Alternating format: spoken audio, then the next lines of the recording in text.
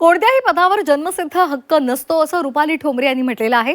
दुसऱ्यांची हकालपट्टी करताना नियम आठवत होते, स्वतःवर तेच नियम लागू झाले की एवढी अस्वस्थता का, असं रुपाली ठोंबरेंनी म्हटलेलं आहे आणि त्यांनी सुनील तटकरे यांच्यावर निशाणा साधला आहे।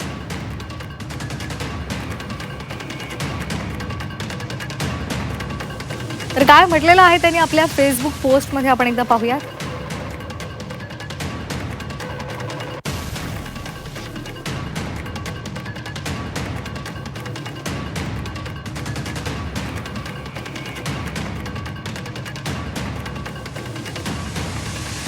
तर नुकतेच जिंकलेले विजयी झालेले प्रशांत किशोर हे अनुभवी रणनीतिकार आहेत। त्यांनी परिस्थितीचा सर्वंकष अभ्यास करूनच आपलं विश्लेषण मांडलेलं आहे। कोणतंही पद हे जन्मसिद्ध हक्क नसतो असं म्हणत रुपाली ठोंबरे यांनी निशाणा साधलेला आहे। तर स्वतःवर तेच नियम लागू झाले की एवढी अस्वस्थता का, असा प्रश्न त्यांनी विचारलाय आणि सुनील तटकरे यांच्यावर निशाणा साधलेला आहे।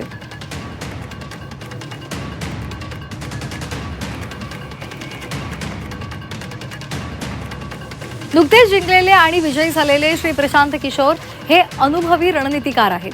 त्यांनी परिस्थितीचा सर्वंकष अभ्यास करूनच आपलं विश्लेषण मांडलेलं आहे। कोणतंही पद हे जन्मसिद्ध हक्क नसतं, पदाला कालमर्यादा असते। उत्कृष्ट कामगिरी असेल तर बढती मिळते, अपयश असेल तर कार्यकाळ संपण्यापूर्वीच पद जातं। कार्यकाळ पूर्ण झाला की सन्मानानं जागा रिकामी करणं हीच लोकशाहीची संस्कृती आहे। मग खुर्चीला एवढं चिकटून बसण्याचा हट्ट कशासाठी? दुसऱ्यांना हकालपट्टी करताना नियम आठवत होते, मग स्वतःवर तेच नियम लागू झाले की एवढी अस्वस्थता का? ज्यांनी दुसऱ्यांची हकालपट्टी केली त्यांनी कर्माच्या न्यायालाही सामोरं जाण्याची तयारी ठेवली पाहिजे, असंही त्यांनी म्हटलंय। सत्ता, पद, खुर्ची कायमची नसते, पण कर्माची फळं मात्र नक्की मिळतात। वेळ आली की जागा रिकामी करावीच लागते। हा निसर्गाचा आणि लोकशाहीचाही अटळ नियम आहे। ती जगदंबा बघतीया, पापे लपली जात नाही, कर्माची फळं भोगावीच लागणार, तुर्तास एवढंच।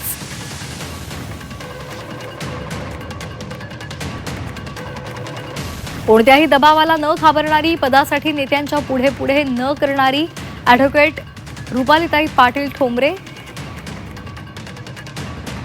माननीय नगरसेविका अजितदादांची कार्यकर्ती भगिनी, असं त्यांनी म्हटलेलं आहे आणि निशाणा साधलाय।